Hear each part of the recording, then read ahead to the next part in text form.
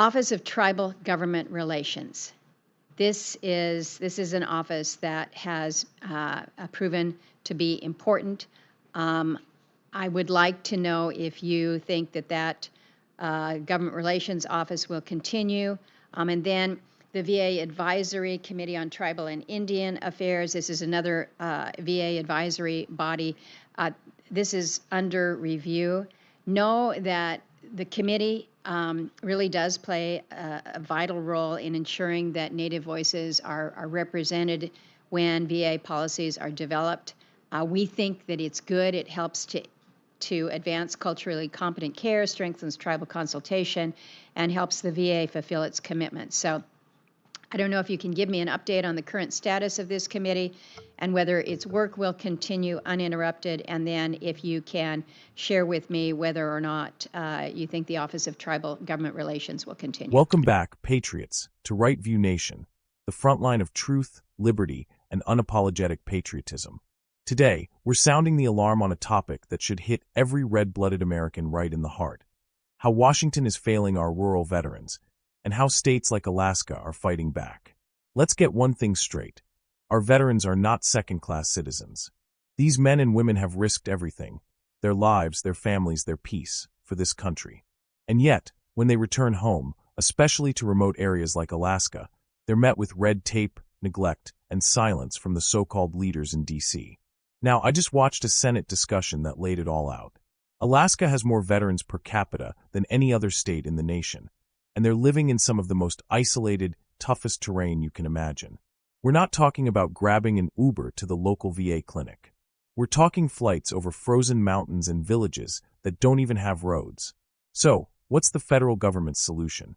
Telehealth. Yes, you heard me.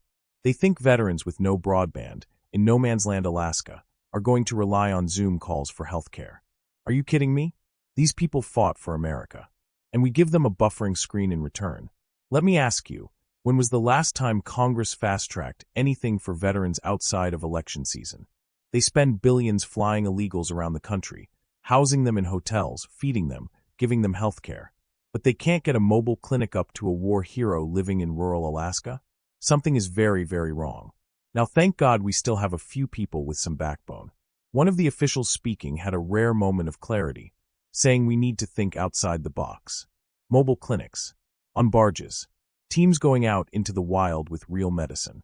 Now that's what I call American ingenuity. But let's be real.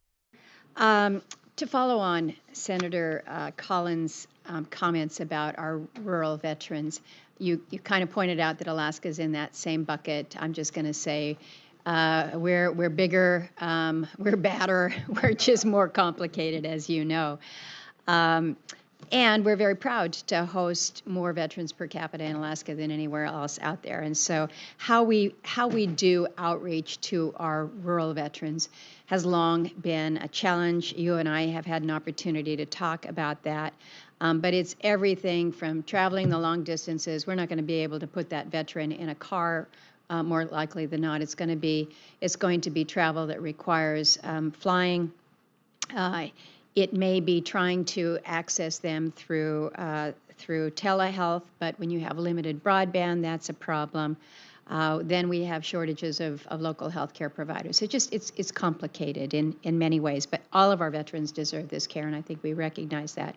So know that I, along with Senator Collins, am very interested in any strategies that you are looking to advance to maintain and expand services in our rural communities. I have talked about establishing an outreach program that would send teams to rural areas that are off the road system to just kind of let them know about their benefits, about the services that are made available. We can't necessarily do everything, but we can at least let you know this is what your VA can do for you. And I would hope that you'd work with us to support that kind of an event. I definitely would. And if you allow me to expand just a minute on that, I think this is one of the issues that I want us to break out of the model in many ways, and I say this in a very generic fashion. I want us to break out of the model that everything has to be the way we've always done it. Right. We have to go to a brick and mortar. We have to go to this. There's a clinic. We have one of the things, and it just highlighted recently, we had to close our ambulatory clinic, and this has not a rural issue, but it sort of applies to the issue. We had to close our ambulatory clinic in LA because of the riots and other things going on in LA. We had interrupted almost 1,800 appointments. And these, some were telehealth, some we were able to move to others. But for the most part, we had folks who aren't getting care. Very familiar if you were in the middle of a rural state or Alaska or anywhere else, you're not getting. So we were already beginning to see how could we bring in mobile clinics and others, even in that area, in a safe area where our appointments could be kept. So for me, if we have those kind of resources, can we do those in states such as Alaska and others, is instead of always just defaulting to something, as you said, like a telehealth model or a visiting, doctor, maybe have regular roundabouts like we have that have our health teams go out with these mobile vehicles that could actually do and provide primary care and others. And of course, they need to go elsewhere. We could do that. I think I'm willing to think outside the box to do that. It could work in a very rural state. It could work in a state like, New York, Georgia, anywhere else. The other thing. It's just, if I can interrupt on that, you've kind of picked my brain. We provide, or there are some nonprofits and some for-profits that provide mobile mammography units that go out, to put them on a barge, you go up the river.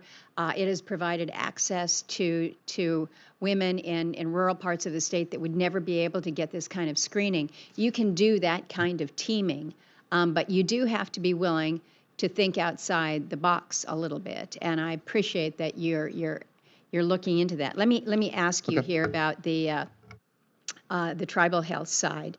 I'm pleased that IHS and VA have entered into a reimbursement agreement as we're trying to figure out how we access some of the unique challenges in VA services.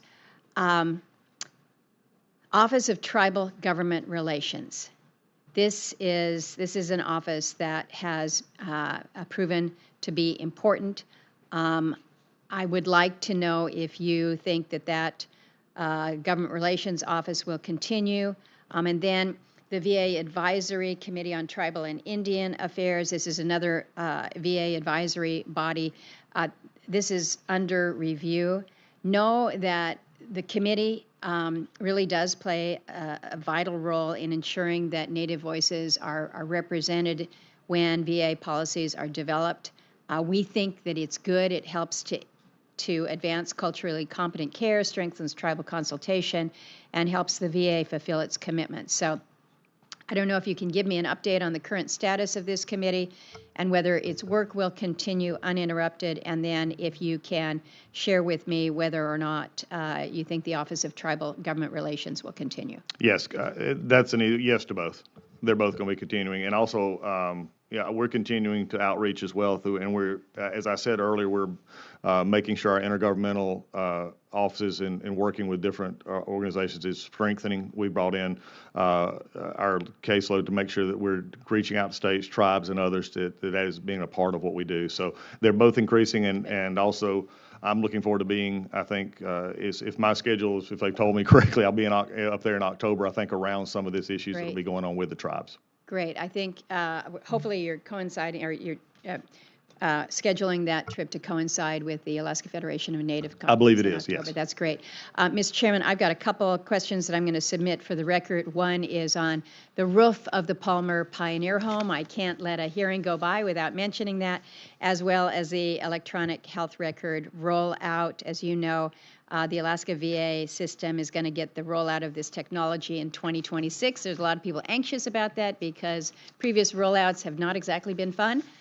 So you will see those questions submitted for the record. I look forward to that, and maybe later on, and we'll discuss that. And I look forward to the That'd be excellent. Electronic health record is very important. Yes, it sure is. Thank you. Thank you, Mr. Chairman.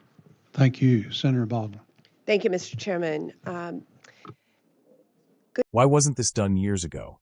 Why does it take a crisis or a public shaming in a Senate hearing for action to happen?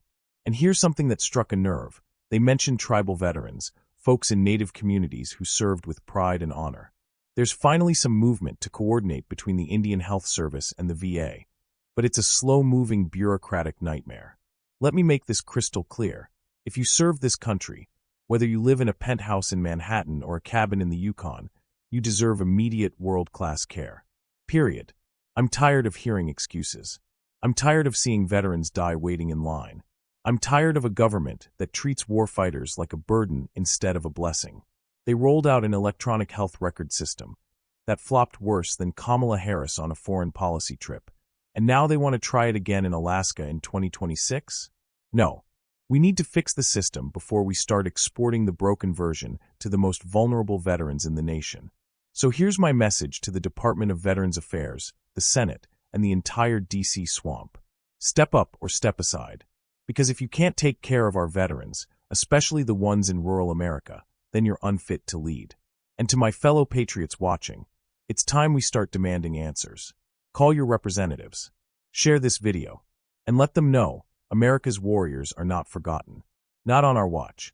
This has been Right View Nation, where we stand for our flag, fight for our freedom, and protect those who protected us. Don't forget to like, subscribe, and leave a comment below, especially if you or a loved one has dealt with this broken VA system. Your voice matters. Until next time, stay bold, stay loud, and stay proud.